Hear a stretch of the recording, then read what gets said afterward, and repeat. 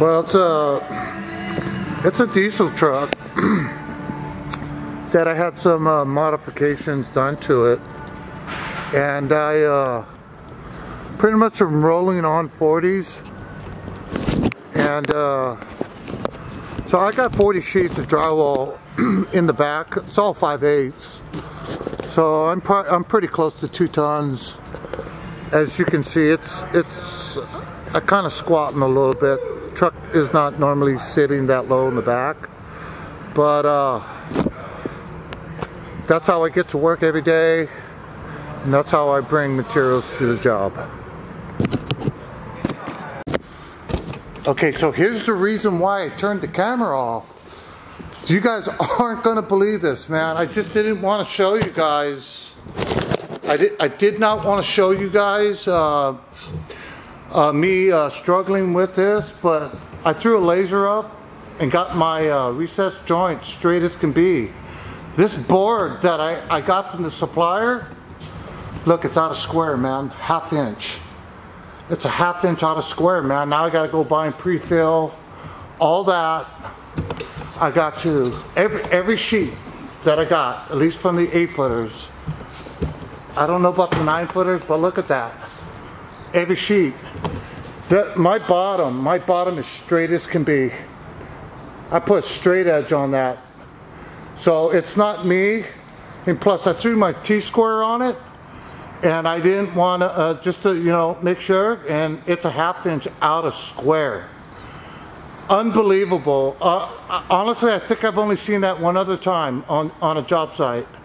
So I can't return the board because I just got to get this work done. And so what I'm going to do is the way that I'm going to address this problem is I'm going to stick a piece of backing behind there and,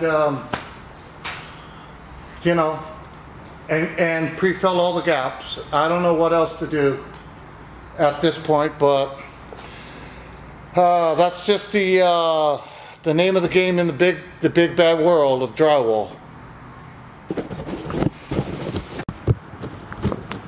Okay, so basically,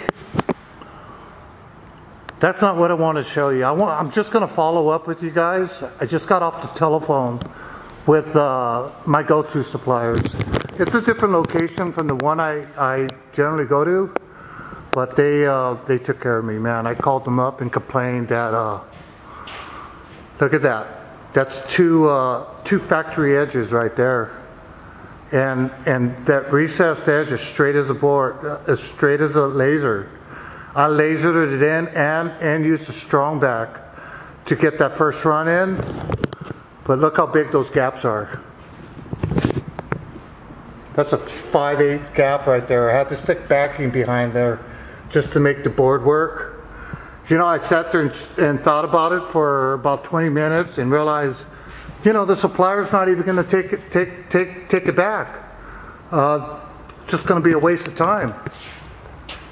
Yeah, that's a bona fide 5/8 right there. So that was the deal from yesterday, and that's the reason why I decided, hey, look, you know, the ground is kind of wavy. I started off with the 48. That gave me some problems in itself. But I have no idea that the board in itself was out of square. So these guys made it right over there at J and B Materials. They're my go-to guys. They're literally giving me some materials, and they're giving me some cash back. So that's kind of what I was hoping for. I didn't have to tell them what I wanted. So I'm satisfied with that. And so just a big shout out to J and B Materials.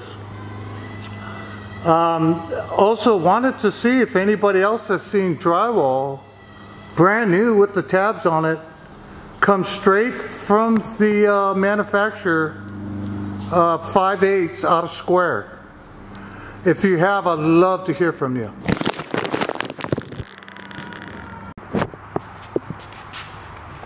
Hey buddy, good morning. Today's video is going to be pertaining to slotted slip track framing system. It's a seismic system that basically allows the wall to go up and down. I just want to touch on some key elements on how to make this system perform properly. So I'll get right into the details. Basically, your stud length has got to be 3/4 inch of a gap. You can see that gap right there. There needs to be a 3/4 inch gap that allows the track to deflect downward like that. Okay, and now you can do 5/8 is the minimum gap, and 7/8 is the maximum on your gap to be within specifications. So that's the reason why I shoot for the 3/4 mark.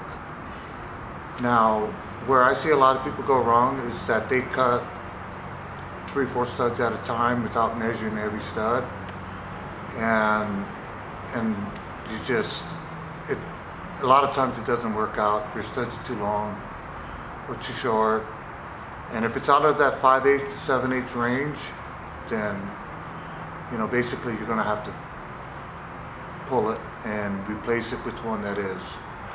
Your screw location is going to be, well, first off, let me get up close and show you that wafer head.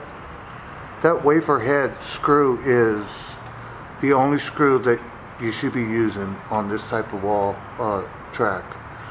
And it's got to be placed dead center in that slot. That slot is an inch and a half. And so that allows you to deflect upward 3/4 inch and downward 3/4 inch. If the wall's not able to go up and down 3/4 inch in both directions, then that is an ineffective seismic. So there should be movement like that. Now, regarding drywall, where I see, I've seen this. Let's say your drywall's coming just straight to the top here. You should never be screwing your drywall to this track, because that would void out its ability and its range of motion, because you're just going to hard nail it and lock it into place, and then it won't move. So what I like to do is I like to go 5 inches down, because this is a 2.5 inch flange, and so you got to be low enough down so you don't actually pinch off the board, because that's going to also cause problems with movement. Now I go a little bit down here. If you throw a screw here 1/2 inch, then you're gonna get hung up a 1/2 inch, and you're not gonna have your 3/4 inch deflection. So